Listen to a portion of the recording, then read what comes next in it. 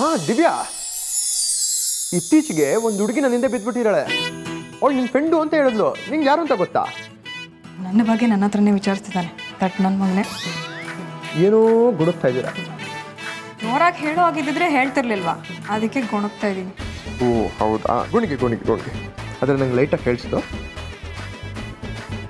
ಯಾರ ಫ್ರೆಂಡು? ನಿಮ್ಮ ಕಂಡ್ರೆ ನನ್ನ ಫ್ರೆಂಡ್ ಸರ್ಕಲ್ ಎಲ್ಲರಿಗೂ ಭಯ ಇದೆ. ಪ್ರೀತಿ ಊಟಕ್ಕೆ ಹೇಗೆ ಸಾಧ್ಯ? ಆದರೂ ನಿನ್ನ ಫ್ರೆಂಡು ಅಂತಲೇ ಹೇಳಿದ್ಲಲ್ಲ. ಈ ಸೆಲ್ ಫೋನ್ ಯುಗದಲ್ಲೂ ಕಾಯಿನ್ ಬಾಕ್ಸಿಂದ ಫೋನ್ ಮಾಡೋ ಏಕೈಕ ಮೇಧಾವಿ ಅಂದರೆ ನಿನ್ನ ಫ್ರೆಂಡು. ಇನ್ನೊಂದ್ಸಲ ಕಾಲ್ ಮಾಡಿದ್ರೆ ಅರೆಸ್ಟ್ ಮಾಡ್ತೀನಿ ಅಂತ ಹೇಳ್ಬಿಡಿ. Okay, thanks for the coffee, bye. Arrest ಮಾಡು ಅಂತಲೇ ಹೇಳ್ತಾ ಇದ್ದೀನಿ. ಅರೆಸ್ಟ್ ಮಾಡೋಕ್ಕೆ ಅಳ್ತಾನೆ.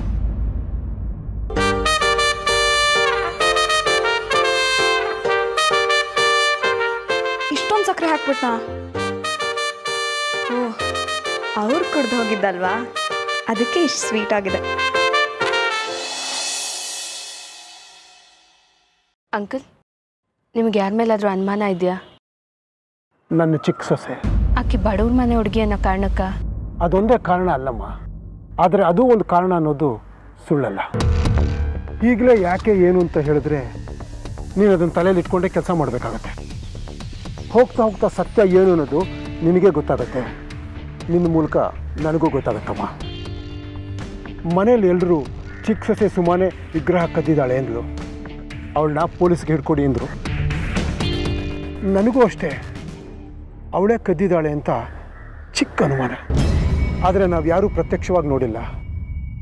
ಪ್ರಮಾಣಿಸಿ ನೋಡು ಅಂತ ನಿನಗೆ ಹೇಳ್ತಾ ಇದ್ದೀನಿ.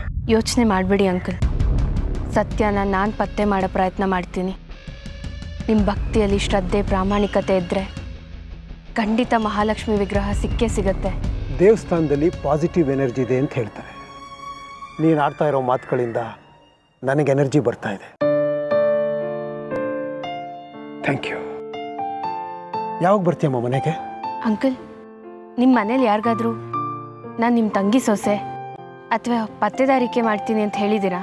ಇಲ್ಲಮ್ಮ, ಈಗ ಹೋದ ತಕ್ಷಣ ಹೇಳ್ತೀನಿ. ಬೇಡ ಅಂಕಲ್, ಸದ್ಯಕ್ಕೆ ಸೀರೆ ವ್ಯಾಪಾರ ಮಾಡೋಳ ಥರನೇ ಬರ್ತೀನಿ. ಯಾಕೆ? ಅದರ ಅಗತ್ಯ ಏನಿದೆ? ಪತ್ತೆದಾರಿ ಅಂತ ಪರಿಚಯ ಮಾಡಿದ್ರೆ ಮನೆಯವ್ರ ಮೇಲೆ ನಂಬಿಕೆ ಇಲ್ವಾ ಅಂತ ಎಲ್ರಿಗೂ ನಿಮ್ಮ ಮೇಲೆ ಬೇಜಾರಾಗುತ್ತೆ. ತಂಗಿ ಸೊಸೆ ಅಂತ ಹೇಳಿದ್ರೆ ಇಷ್ಟು ದಿನ ಇಲ್ಲದೆ ಇರೋದು ಇವಾಗ ಎಲ್ಲಿಂದ ಅನ್ನೋ ಪ್ರಶ್ನೆಗಳು ಉಟ್ಕೊಳ್ಳುತ್ತೆ. ನನ್ನ ಹತ್ರ ಯಾವ ವಿಷಯನೂ ಮುಕ್ತವಾಗಿ ಮಾತಾಡೋದಿಲ್ಲ. ಅರ್ಥ ಆಯ್ತಮ್ಮ. Good luck. Thank you uncle.